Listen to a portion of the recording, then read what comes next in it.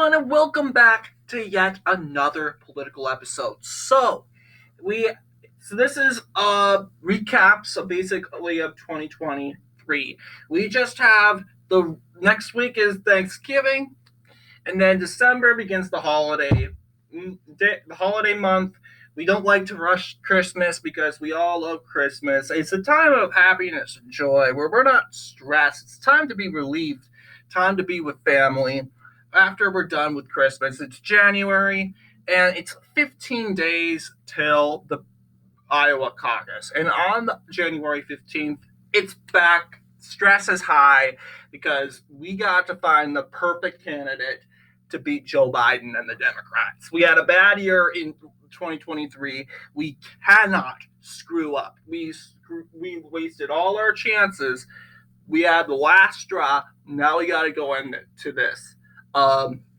And part of this is we have to think, okay, realistically, who is capable of dismantling the Biden agenda and dismantling the Biden argument when it comes to that. Joe Biden has only a few issues on his side, like abortion and climate change. But really, he has to defend his record on foreign policy. He's gotten us into three conflicts. He's blundered us into three international fronts: Afghanistan, Ukraine, and Israel, all in 3 years. How is he going to? I wonder what the 5 other countries he's going to blunder us into if he gets reelected. So, yes, he has a lot of issues to defend. But the question is how we gotta whack-a-mole him hard. We can't just rely on Chris Christie to whack him down. We need a big guy. It's either Donald Trump, Vivek Ramaswamy, or Ron DeSantis. So let's take a look at the polls here. Now, I suggested, Donald Trump has a overwhelming margin in the Republican primaries.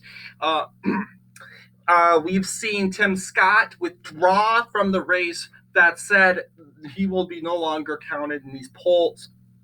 But we are seeing Donald Trump prevail by like 30% margin against his opponents, Ron DeSantis, Nikki Haley, Chris Christie, all these stuff here.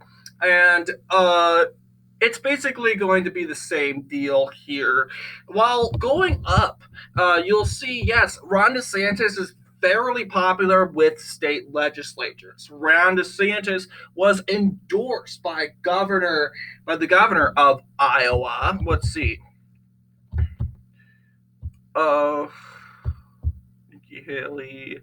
Yeah, you'll see a live endorsement. Kim Reynolds, Governor Reynolds, endorsing Ron DeSantis for president, along with other state senators, state representatives. Following that with Nikki Haley, Vivek Ramaswamy, and and Donald Trump here. So this is the maps here when it comes to DeSantis endorsed districts in the Iowa House of Representatives. You'll see in the dark red representing DeSantis represented districts. And then there's Donald Trump represented districts in blue. And Nikki Haley only has this one right here in Scott County. Vivek Ramaswamy, I think that's Davenport. I don't know what my Iowa cities, but that's a random guess I'm taking. They are going for that. And then we have no endorsements, in the light red. And the ones in the gray are Democrat-held districts. So these are only Republican-held districts here. Same deal in the Senate. Same colors, same represent. This time, Nikki Haley has a strong hold here. No Vivek Ramaswamy in the Senate. However, Donald Trump and DeSantis is neck and neck. Actually, no, DeSantis has 10 more endorsements in the Senate than Donald Trump. While in the House of Oh yeah, never mind. This is the House of Representatives. I got the mix up. This is the House of Representatives. 23 endorsements by Ron DeSantis, 13 endorsements by Donald Trump. The Senate, Donald Trump has 6. Ron DeSantis has 13. So that's a good thing to review here. But although DeSantis being very popular with state senators and all, Donald Trump remains very popular among Iowans here. So we're going to do our prediction. This is our November prediction here for the Iowa Caucus. We're going to do, this is probably the third to last, because I'd imagine we would do a prediction maybe in December and maybe in January, and then that's it. So let's see. As it looks like nothing is really changing. Ron DeSantis is running out of time because all you have left is a few more months. Now, only thing Ron DeSantis could possibly get very lucky is if big old Chris Christie withdrew, or you get more neocons like Nikki Haley, and Doug Burgum, Asa Hutchinson, and there are all these neocons, and they're all forced to flock to DeSantis. And they will go for DeSantis because, once again, there is a reason why they are going, these supporters are going for like Tim Scott and Doug Burgum and Asa Hutchinson, Mike Pence. There's a reason why, because they don't think Donald Trump is competent, a competent enough leader to lead the Republican Party.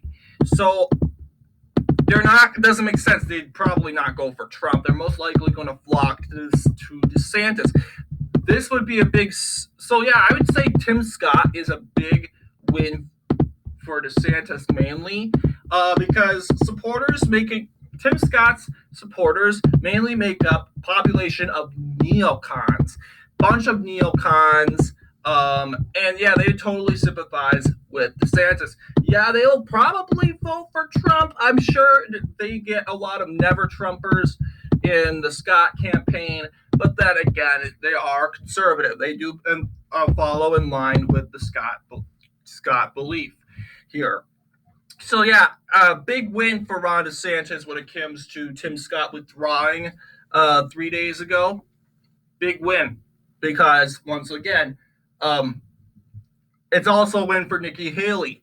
I mean, it's more a big win for her than it is for DeSantis because Haley's from South Carolina. I know birth state and state of birth and your native state doesn't really matter, but it kind of does. It really kind of does because, sure, like people in South Carolina, they like Donald Trump, but they also like Nikki Haley, Tim Scott because they're South Carolina, right? They're very state pride over there. So yeah, although Donald Trump's doing pretty good in the polls in South Carolina, I would say, hey, Donald Trump needs to kind of be a little bit careful in his campaign in South Carolina when it comes to that. So be careful, Mr. Former President, when it comes to that with the Nikki Haley surge. Yeah, all these people from South Carolina that formerly supported Tim Scott, they're going to flock to Nikki Haley because she's the next gal from South Carolina. Or they're going to flock to DeSantis because he's probably the best neocon to defeat Donald Trump. So anyway, what do you guys think about my prediction? I know I haven't talked about my prediction. It's basically the same. Let's see. Donald Trump is defeating Ron DeSantis by 30 points. That's a very good margin. You also have polls over here that are saying Donald Trump is defeating Nikki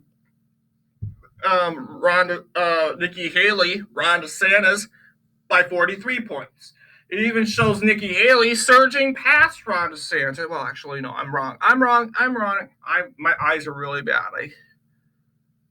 got 17%, 15%, but still, Nikki Haley is unusually very close. 15.1%. Ron DeSantis at 17.7%. I mean, anything can happen. Imagine the 8.6% of the people in this poll have to find someone else to vote for. You'll see Mike Pence and Larry Elder are not included in this poll. Yeah, Vivek Ramaswamy at 4.5. This is a Trafalgar group, by the way. Tim Scott has 4.6 points more points than Vivek, which surprises me. Seeing that Scott really hasn't been doing good in the polls. So yeah, he withdrew. So now that 8.6% of people in the poll need to find someone else. So anyway, what do you guys think of my prediction here? Yeah, it's pretty safe to say Donald Trump winning over double digits. He's probably going to carry every county. Same deal. And it's like I said last month. Still the same. But anyway, what do you guys think of that here? Anyway, I want to thank you all for watching this video. I'll see you guys in the next political episode.